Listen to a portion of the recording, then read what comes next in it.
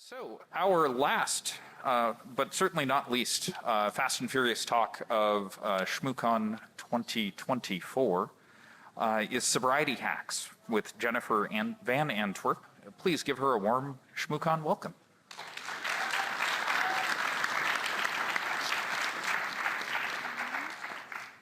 Thank you, ShmooCon.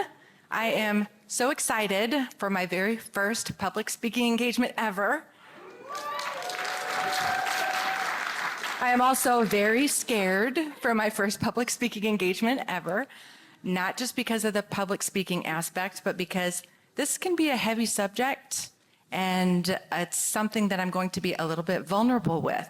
So bear with me. But first, we are actually going to talk about stress. Quick poll by a show of hands, who here feels like they encounter a significant amount of stress at their job? So raise your hand, significant amount of stress. Okay, so just about everyone, or at least 50%. You are not alone. In a study that Tynes conducted in 2022, of over 1,000 security team members, 66% reported that they encountered significant stress at their jobs. It is not a surprise. I'm sure that's not a shocking number to any of you. We have an industry full of stressors. You've got late nights at the sock, however you pronounce it, 0 days or O days during the holidays, suck. You've got alert fatigue, yet another round of layoffs. These things just go on. And oftentimes, our physical and mental health, they are an afterthought. And we look to different types of substances to help minimize our stress. But it doesn't have to be that way. Today, I'm going to share some different tips and tricks that I've learned that will hopefully, that have helped me at least, to go from the scary thought of never having to drink ever again, never again, and instead focus on one choice at a time. And now the vulnerable part, other than just walking up on this stage, I want to share why this topic is so important to me. This little Jen, how cute is she? Oh my gosh, with her bad hair and her little strawberry shortcake dress, she's adorable. This is about the age I was the first time I got drunk. But I was with family, so it's okay, right? Yikes, no. My substance abuse picked up. I started experimenting more in high school. And then in college, I went off the rails, did a lot of rails, had a lot of struggles. We have a family history of addiction in my family. Aunts, uncles, cousins going in and out of rehab. My personal triggers and the main issues that caused me to spiral out of control were negative self-talk. It is very loud and very rude. And social anxiety, which, yes, extroverts can experience social anxiety. It does happen. And I'm sure, like a lot of you in this room, and those of you watching from home, I have mourned and grieved friends and family members who have lost their lives to the struggle of addiction. One day, my uncle got sober, and this time it stuck. Woohoo. And he became an example, a positive example of sobriety for everyone in our family, starting to break that cycle of addiction. He taught me a mantra: what does it add to your life? And that planted the seed for my future sobriety. I got sober back in October 2000, so Y2K was actually very impactful for me. And I've been working in cybersecurity for a little over 3 years. Now, before that, I worked in the automotive industry and the healthcare industry. And while our industries are very different, the networking events are like exactly the same. You've got happy hours, wine pairings, whiskey tastings, everything revolving around alcohol. It's part of what motivated me to start Sober and Cyber, and why I even decided to get on this stage despite the nerves.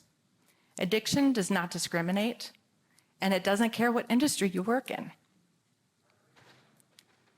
There was a 2019 CISO-focused study from Nominet in which 17% of CISOs stated that they were either medicating or using alcohol to deal with work-related stress. And that was back in 2019, before COVID. So now, the alcohol fairy could just fly right to your door and bring you alcohol, weed, whatever you want. And those stats don't get much better when you narrow in on the tech and cybersecurity field. The 2022 survey from Times stated that 18.7% of folks within our industry have 3 or more alcoholic beverages every single day. So that's 1 in 5 of us. I'm not going to ask for another show of hands, don't worry. 1 in 5 of us have more than 3 alcoholic drinks every single day. Pun completely intended. That was a very sobering stat.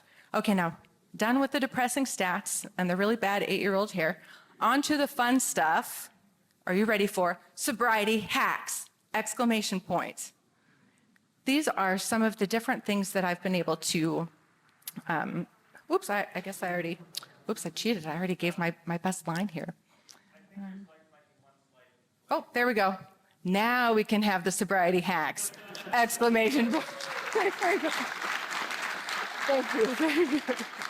Who knows how long I would have kept on rambling there.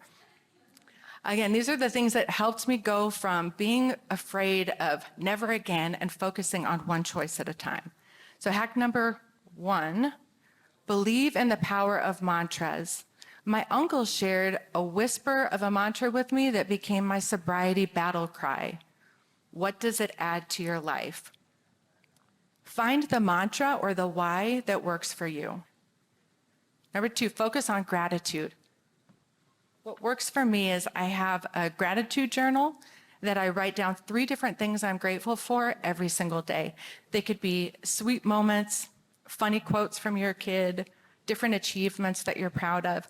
And then at the end of the year, on New Year's Day, I go through these as just a fun way to start the new year. Give yourself the grace to catch up on or skip different sessions and come back later on. It should be a fun and rewarding activity and not something that is guilt-filled for an obligation. Doing this practice really kind of tricks your brain into finding all those different moments that happen throughout the day because you want to remember them for your journal later on. Number 4, build your support squad. These are the people that will have your back no matter what. They will help you to be accountable to your goals. And let's see. Oh, thank you. I don't know how I keep skipping. Build your support squad. There it is. The folks that will always have your back and help you to be accountable to your different goals. My biggest, the most potent weapon that I have against a future relapse is this right here. It's my great big mouth. Whenever I start to feel the itch, I talk about it with the people I love who I know love and support me. An urge often starts to lose its power whenever you talk about your struggles or say things out loud. It's like that scene from The Labyrinth. You have no power over me, no power over me. And then tip number 5, this is a tried and true sobriety hack. Always have a beverage in your hand. My wonderful friend brought me a mocktail. I'll use this as an example. Also, I'm thirsty. At work-related events, a lot of times people are just trying to be polite when they try to offer you beverages.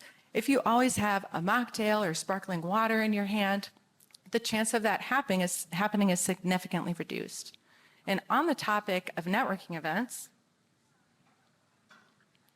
there are a lot of things that you can do as managers, event organizers, or employers to try to help your events more inclusive for people like me who don't drink.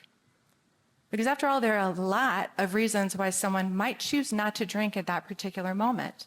They might be sober like me, or maybe they're training for a triathlon. Perhaps they're pregnant and not quite ready to share that news with all of their coworkers. They could not be drinking for religious reasons, or maybe they're on day 4 of a conference in Las Vegas and they just need a break. Y'all have been there. All of these reasons are valid. And if you're able to offer some different alcohol-free options to your employees, then it'll give them the same opportunity that everyone else has to mingle, network, and bond with their fellow coworkers. And if you want to win extra bonus points, have something like my friend brought me, have a non-alcoholic option that is not full of sugar, so something other than soda or Shirley Temples. I will never forget the first time that I saw a mocktail on the special drink menu at a work-related event. It was S4 2022, and I'm not ashamed to admit that I had some tears in my eyes when I saw it there at the bar. It made me feel included.